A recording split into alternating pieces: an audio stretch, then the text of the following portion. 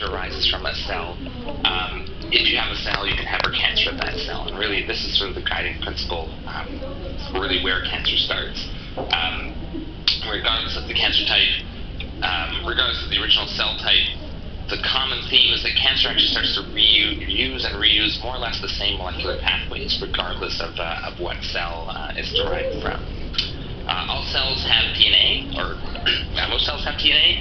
I just want to show the most personal slide with my human genome. This is what one of my blood cells looks like if you drop it onto a slide. So these are my chromosomes. If you drop a cell onto a slide, you sort of get the smattering of chromosomes. In the old-fashioned days, you'd take a picture like this and literally with scissors and tape make a paste-up that looks like this, where you basically put the chromosomes by eye, side by side.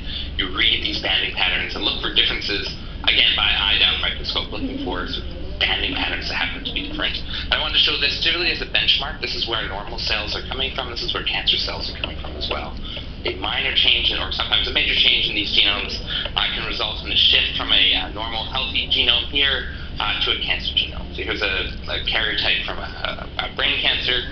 You can just tell by eye it's completely different. There are way more chromosomes than there should be. Some chromosomes are missing parts. Pieces of one chromosome are being attached to another chromosome. This is really where next-generation sequencing shines, because now we can start to read out all these different types of cancer genome variation, not just at the microscopic level, but really at the molecular level. This is actually a quote from my postdoc supervisor, Matthew Mears, that he loved this example of really all happy cells are like each unhappy cell is actually unhappy in its own way. So this is actually a plot from Circos.ca. This is actually Martin Stravinsky's site from the BC Cancer Agency. This is actually not showing a cancer genome. This is actually showing all the ways that a genome can or could be modified. And these arcs are actually showing the regions of the genome that are related to each other. They have a similar sequence. If you zoom in here just onto this one little segment, each of these tracks refers to one of the different ways a cancer genome or a genome can be different from another. Point mutations are the most famous, single base pair changes. Copy number alterations, really wholesale changes of thousands, hundred thousands, or millions of bases of the genome being gained or lost. Structural rearrangements, taking a piece from one chromosome and attaching it to another. Of course, within all of these are the genes and the elements that regulate them, regulatory elements, pathways that those genes encode, and there's a lot of redundancy in the human genome. Really, these homologous sequences, these epigenetic modifications, really layer upon layer of regulatory control on top of the DNA sequence itself.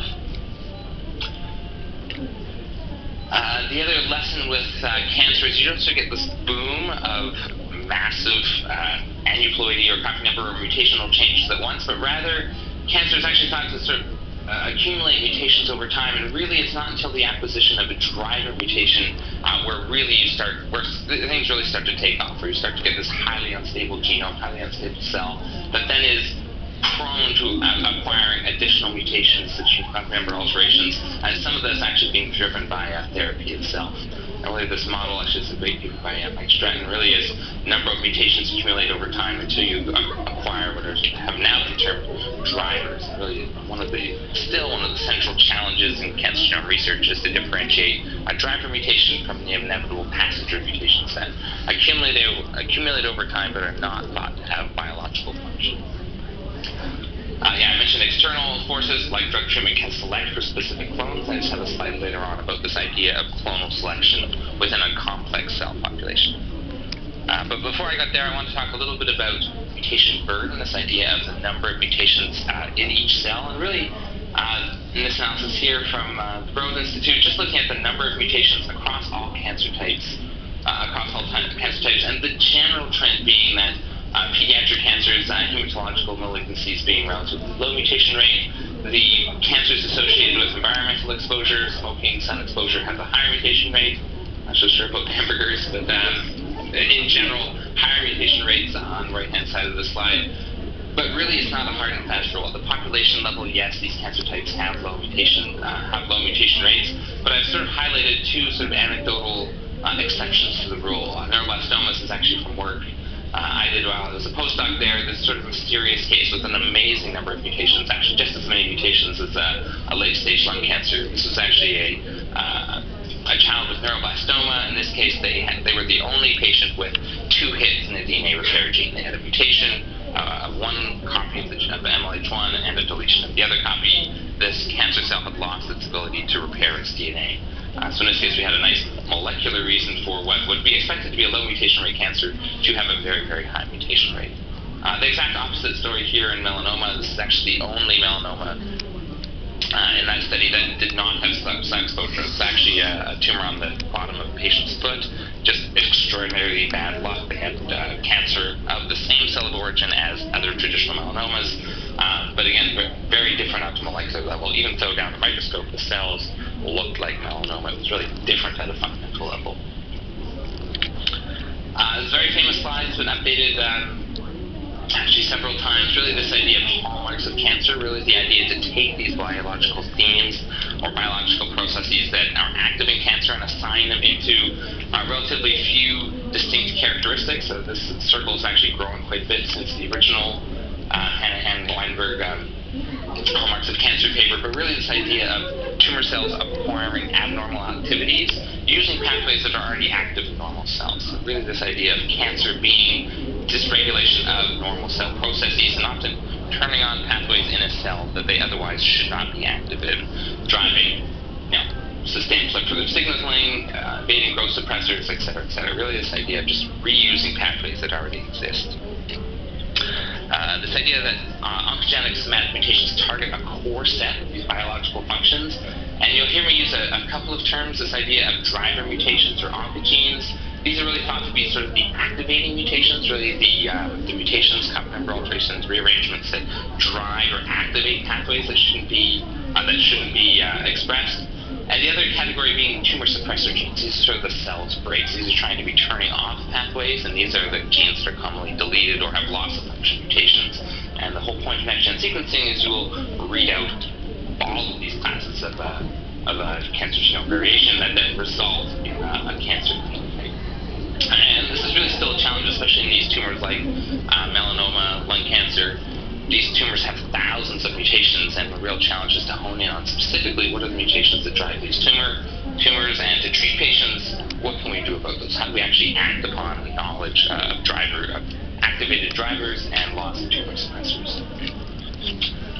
So that sort of brings me to sort of the area I like to work on a daily basis, which is how do we use targeted therapies, immunotherapies, or bring those to bear on specific tumor types.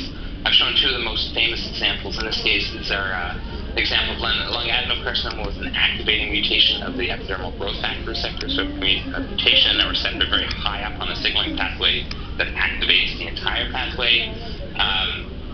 Sort of the canonical personalized medicine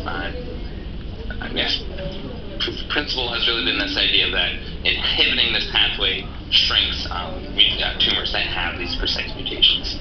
Same sort of story here, metastatic melanoma with activating mutations of BRAF. You can just see by eye. Really, this poor patient here has covered in metastatic melanoma, and really these very, very dramatic responses, specifically with a BRAF inhibitor, that really hits a lot of those tumors. Really hits all of those tumors in a targeted way. The real challenge here is that resistance to these inhibitors inevitably arises. In almost every case, especially with these targeted therapies, you'll often see these dramatic responses, but then some sort of resistance mechanism will arise because these tumors have such plastic genomes. There's either a subclone that already has that resistance mechanism, or you've really selected using drugs for a specific cell that has a resistance phenotype. This idea of linking drugs to genomes is is still a very, very active area of research. This is a paper where Chris Sanders' group took basically all the tumor genomes in the Cancer Genome Atlas at the time, picked out relatively few genes that have been linked to pathways, and what they found is that you really don't want to look at these genes in a single way. 12 of those genes were actually being hit not just by point mutation, not just by copy number alteration, really this idea of genes being hit in multiple different ways using multiple different types of cancer genome variation, but having the same phenotypic effect, activation or loss of a tumor suppressor or a cancer driver. The other big lesson from the study, so the way to read this, each column is a cancer type, each row is a gene, and they've drawn a little pathway diagram down here to sort of group these genes into themes.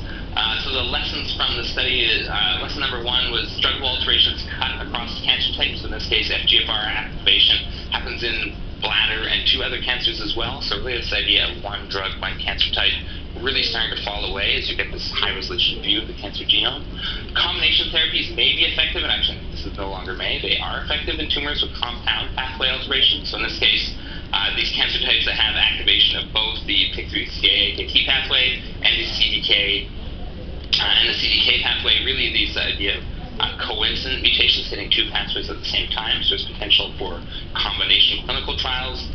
And the other lesson that at least half of the tumors had at least two destructive druggable pathways. So their call in this paper was really for, let's think about combination therapies rather than trying to hit these pathways one by one, or we do inevitably see resistance to single agents. The other compounding factor, not only are these tumors hit in these tumor cells hit in multiple ways, they then spin off progeny, and these progeny then go on to evolve in their own way, and actually result in tumor masses like this, where you have a blue cancer cell that has then perhaps given rise to a red subclone and a yellow subclone. You can actually see these microscopically, maybe not so great here with the light, but really what's happened here is you now have cells that inherit the cancer genome alterations from their parental cells, but then go on to acquire their own resistance mutations or their own oncogenic drivers. So even if you have a therapy that's very effective against the blue clone, there's potential that the red and yellow clone may still persist, and there's a need to monitor and overcome the drivers that are active in those subclones as well. Actually, a nicer diagram of this published 6 years ago now is really this idea of starting with your tumor clone, the acquisition of multiple clones over time. So each of these clones is defined by different cancer genome alterations. You might have a yellow mutation here, might have an orange copy number alteration here, might have a rearrangement here in purple. The idea that then you have chemotherapy acting on all of these clones at once, and the risk that a resistant clone may be somewhere in that larger cellular population that may then persist and then have a space into which can then grow and additional cancer genome alterations. So the real challenge here to not just look at cancer genomes at one point in time, but really having the ability to sample multiple tumor samples of the actual tumor tissue, or I'll allude to later a little bit of work in cell-free DNA sequencing, really trying to read these subclonal populations and resistant mechanisms out more routinely, rather than trying to rely on diagnostic material from 4 or 5 years prior. The other challenge is these tumors will also change and evolve as they move throughout the body, as they metastasize. So in this case, some work by Peter Campbell in the UK, really starting with a primary tumor and then seeing metastatic masses that then, just like in clonal evolution, start to acquire additional cancer genome alterations. We have this primary tumor, spins out a second metastasis, spins out a tertiary metastasis. And this is really where clinical interpretation is extraordinarily challenging. First of all, how do we sample all of these metastases? Cell-free DNA may be one way to get there, but also what do we do about them? Do we have to treat this met, or is there some clonal truncal mutation that you could really hit that could blow away all of these mets? Certainly in the BRAF mutation example I showed you, that was very effective. You do see these dramatic responses, but then you also see these dramatic resistances as well. So why do next-generation sequencing, or why do molecular testing for cancer in general? Obviously, treatment, you want to see what are the genome alterations, what targeted therapies may work. Are you already resistant to a drug? Are there specific drugs that you cannot metabolize? Drug resistance and metabolism. I'll talk a little bit later on about inherited hereditary cancer syndromes, really where you're born already with a loss-of-function mutation of a tumor suppressor, really with a very, very high predisposition to cancer. These very early onset cancers in these patients specifically. And prognosis, what type of cancer do you have? Even if there's not a goal to assign a patient to a targeted therapy, what we've seen with increasing number of tumors being sequenced or analyzed is that there are multiple molecular subtypes, even within breast cancer, lung cancer, brain cancer, virtually all cancers. There are distinct molecular subtypes, some of which do better clinically than others.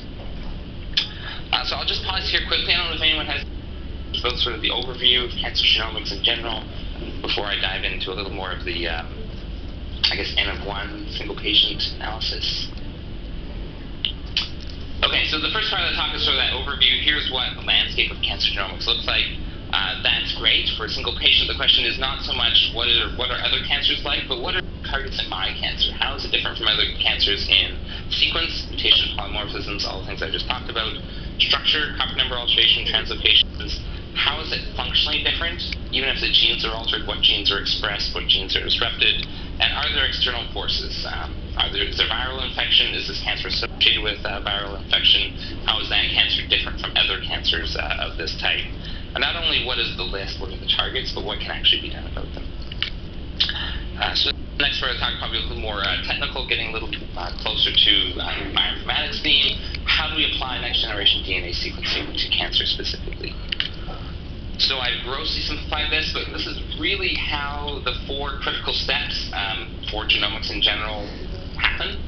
You extract genomic DNA and RNA from a cell, biopsy, blood, cell-free DNA, some sort of extraction. You make a library. A library is essentially DNA that's been made compatible with a machine that can read DNA. So basically you take this DNA, in the case of Illumina sequencing, which I'm almost going to be showing exclusively, you put little adapters on either end that are unique to that machine. You then load that DNA onto a machine, like an Illumina sequencing device.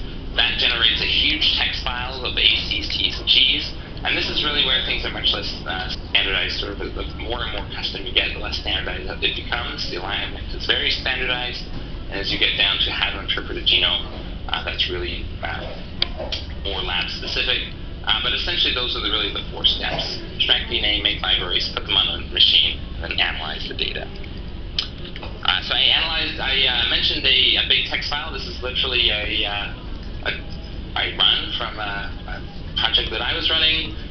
Essentially, each of these is a DNA sequencing read, 75 base pairs, and this is 25 reads on a single Illumina HiSeq, so a conventional machine. 1 lane of an 8-lane flow cell generates 600 million of these, so you get millions and millions of ACs, Ts, and Gs. And the first step is to compare them to something. What do any of these mean? No one wants to look through 600 millions of these. That's where this idea of a bioinformatics pipeline comes in. It's really exactly like an oil pipeline. You want to have your text file at the beginning. You want to run it through a series of software modules, akin to sort of a pipe module. But essentially, you want to run all these software programs in a systematic way, end-to-end, to go from raw DNA sequencing, a raw DNA sequence to a list of variants at the end.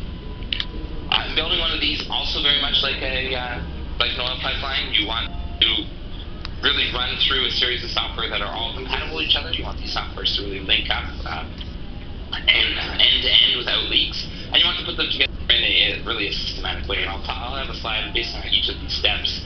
Really, the idea of taking the first sort of that text file, align it to something, some sort of reference. In this case, we use a human genome reference sequence. Anyone can download this off the internet. I, of course, have a copy on my laptop, and you probably will by the end of this workshop as well. Pre-processing, really sort of cleaning up that alignment in areas that are very difficult to align. I'll show you an example of that. QC metrics. Did all your reads align to human? Did you do a human experiment? Do you have a bunch of other sequences that are not necessarily human? Did the experiment work? Does it look like the cancer that you are studying? Variant calling out mutations, translocations, copy number alterations. And I've just put in slightly, basically in gray down at the bottom, how do we interpret these variants, and how do we write a clinical report to communicate this analysis to clinicians who may act on it? Really, the go-to place for almost every, and certainly I've worked on, is some modification of the genome analysis toolkit best practices. And this is sort of basically a more technical version of the slide. Really the going from raw reads, going through an alignment, going through some cleanup of that alignment, some variant calling, and then tidying up those variant calls. So this is actually described in great detail on the Broad Institute's website. Another great tool just to bring all your attention to is the Picard suite of tools, which is really a collection of QC tools that really look at the output of this pipeline and allow you to compare it across runs. This best practices work actually came out of a lot of the non-cancer work being done really across the world. And for cancer genomics, we've inevitably had to modify this and bring in our own cancer-specific callers.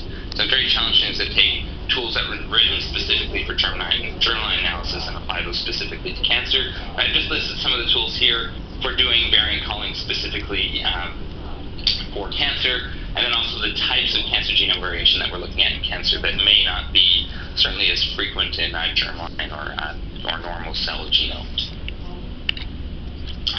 So this is really step one. This basically, if you took that big text file I showed earlier, aligned all those reads to the Human Genome Reference, this is really what you get. This is a software called Integrated Genomic Viewer. I think there's a little tutorial session specifically on how to use this tool. I'll show you a lot of screenshots of how this works, or how to read these screenshots. But just to orient you, the chromosome is here along the top. So just like the chromosomes I showed you earlier, they've taken that little banded stereogram and put it horizontally along the top. So we're looking at this portion of this chromosome. In this case, we're only looking at 92 base pairs at a time.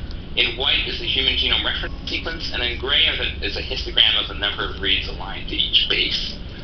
These are all the sequencing reads. This is the data I showed you on that slide earlier, and you can see that data represented in this way is a lot more human readable than it was just in the flat text format. First of all these reads have more or less the same sequence. I've intentionally chosen a region that doesn't have any variation. So in this case, all these regions basically match perfectly to the Human Genome Reference. And now we want to run collars that look for differences between our data and the reference. And there's actually a Wikipedia article called Short Read Sequence Alignment. There are many, many ways to do alignments. BDA is the one I've used here, but there are many, many others. So really you want to choose a specific aligner appropriate to your biological question. This is a cartoon of the exact type of data I just showed you. So the Human Genome Reference being here along the top. Here's chromosome 1, chromosome 5. Here are all the sequencing reads, and here are the types of genome variation we want to find using bioinformatics. Point mutation, single mutation difference from the reference, an indel, an insertion or a deletion of a base, multiple bases in a small region. Missing DNA, so tumor suppressors in regions that don't have any reads whatsoever. If you don't put DNA into your sequencing device, you're not going to get reads out, or that region is not represented. That looks like a deletion. A hemizygous deletion, so one of the two chromosomes is deleted. That means you get half as much data as you'd expect. A copy number gain, some of these oncogenes get amplified tens or hundreds of times. As a result, you get tens or hundreds of DNA sequencing reads mapping to that region. And translocation breakpoint, where you take one piece of one gene, attach it to another piece of another gene, and this now has brought one gene on chromosome 5 under regulation, under the control of regulatory machinery that are meant for gene on chromosome 1. So these are very powerful oncogenic drivers in cancer. I'm not going to talk too much about pathogenic sequences, but really not everything aligns to the human genome sequence, especially in cancers like cervical cancer, for example, that where they're one of the original drivers of those cancers is exposure to virus, HPV, EBV, etc. In this case, those reads, of course, come through in your DNA sequencing reads, and you can align those to other references beyond the Human Genome Reference. And here's sort of a cheat sheet of sort of the ways that we can think about and sequence DNA and start to infer the presence of proteins that DNA is wrapped around.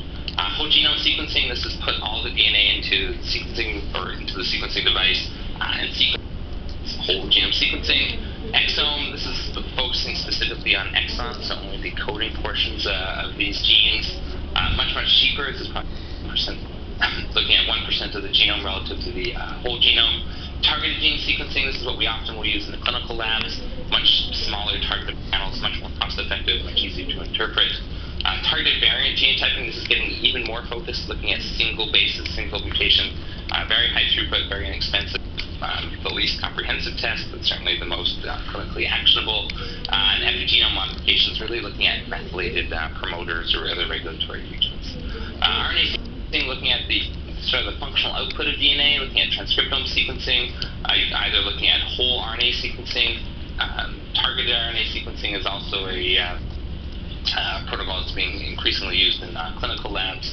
And microRNA sequencing, looking specifically at small microRNAs that are essentially confer regulatory control on gene expression.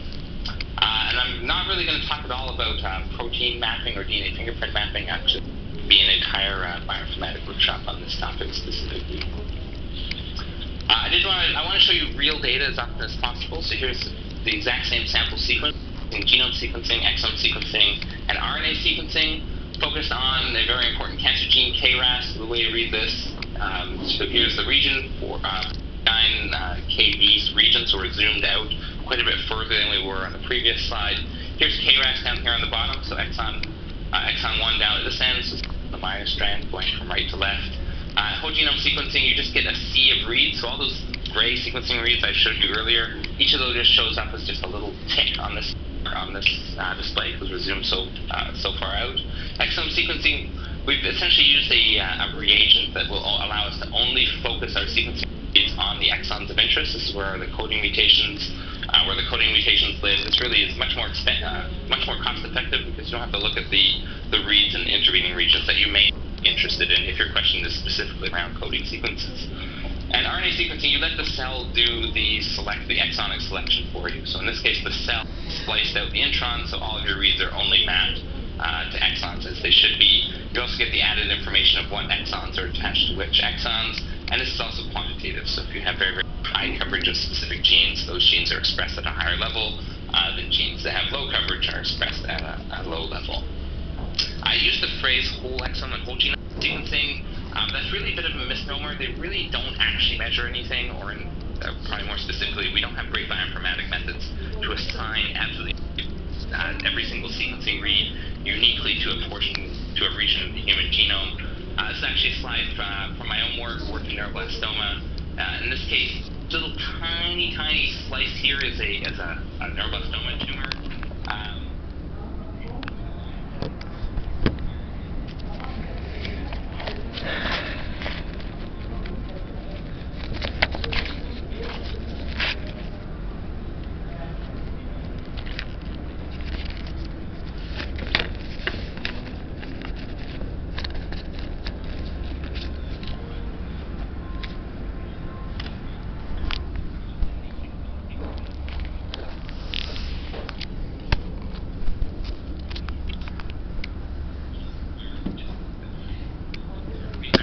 Just cannot be confident that our read in our ability to find mutations necessarily in this region. The other interesting technical aspect is that the blind spots in the genome are often, well, down here they're essentially the same as exome sequencing, but often they're actually not exactly the same as exome sequencing. This is due to differences in read length, mappability, and just sheer depth of sequencing. Essentially, focus the taxon-degree DNA sequencer on a relatively smaller genomic footprint, you can now sequence those regions to much deeper coverage and might have much greater confidence in the mutation calls at each of those bases.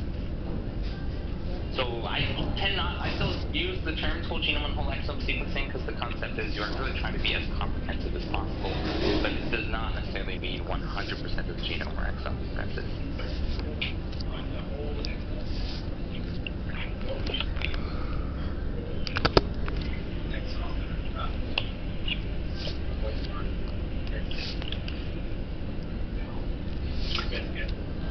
So I think at the time it was about 80% of the whole exome was covered at, in this case it was only 14 exons needed to be called covered.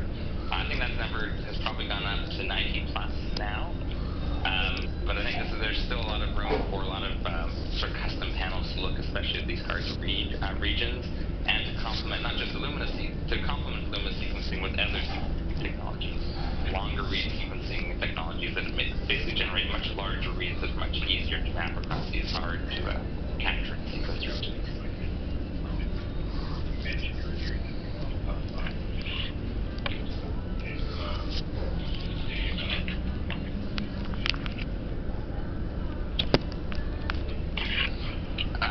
I have one slide on PacBio. I'm not going to cover those technologies in great depth actually in this talk.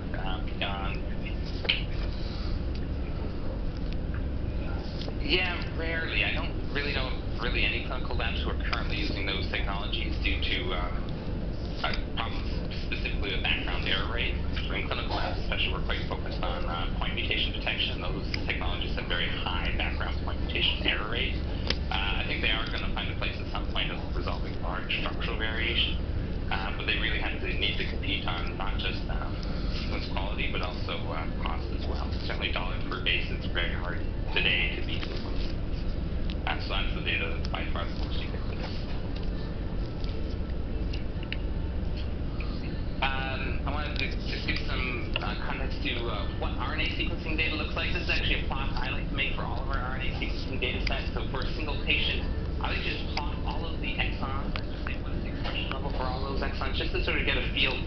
what's the dynamic range of our data. I actually do this for almost every data set I get. Before I really do anything, I make a distribution. I look at what is the shape of the data. And I show it in this case because this is actually data from a breast cancer patient, and we want to know what type of breast cancer are they? Are they ER positive? Are they PR positive?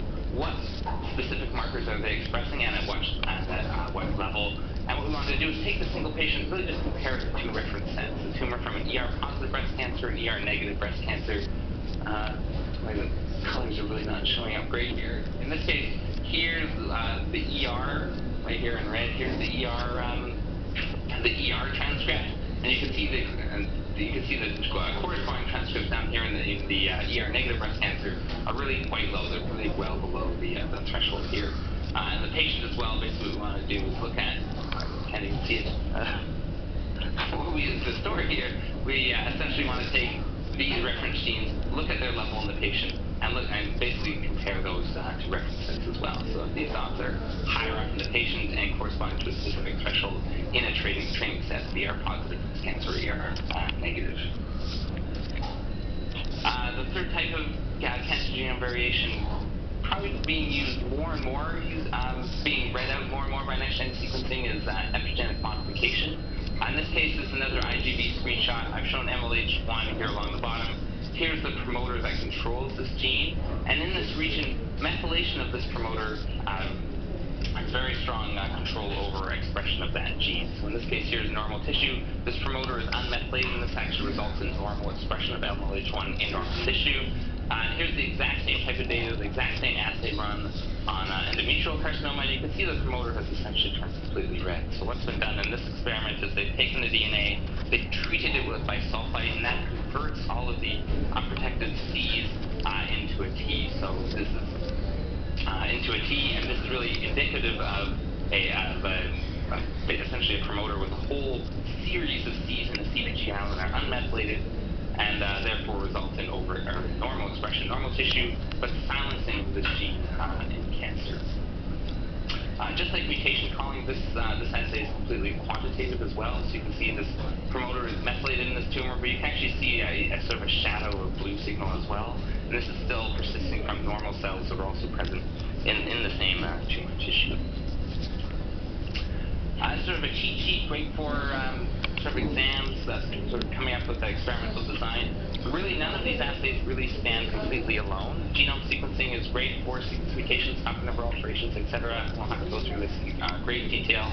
But really think about having not just read out these sources of cancer genome variation in one shot, but really starting to think about integration of these types of mutations. So a experimental design I'll use quite frequently is actually a combination of both exome and RNA sequencing. Exome to get the sort of the parts list, what are the mutations, what are the copy number alterations. I'm going to talk a little bit more about purity and ploidy, how do we sort of challenges in working with clinical samples. But not only what are the mutations, but what ones are actually expressed, which ones are actually being used by the cell, which ones result in loss of function or loss of expression of a certain gene, which mutations are expressed at a very, very high level. Methyl-seq as well being very useful for looking at regions or genome variation that can result in loss of gene expression, but you're completely blind to using exome sequencing. So I'm going to go through this list sort of one by one. So the next sort of series of the talk is really just marching through what are these types of cancer genome variation, and what do they look like at the read level, and how do we detect them and think about them. So I'm going to start with somatic mutations, sort of the most famous type of mutation, a single base pair change. I want to start again with what does genome variation look like in normal cells. So in this case, here's the sequencing read stack. I put the reference down here on the bottom, and I've shown here a difference. So in this case, half the reads at this exact position have a C, and half the reads have a T, the T being one that doesn't match the reference. In this case, it's the heterozygous variant, so I showed you those chromosomes at the beginning. You have two copies of every gene. In this case, one gene has a C, one gene has a T, and next-gen sequencing is highly quantitative. You can literally just count the number of C's, count the number of T's, and get more or less a 50-50 balance. In cancer, specifically in applied or clinical genomics, this is compounded by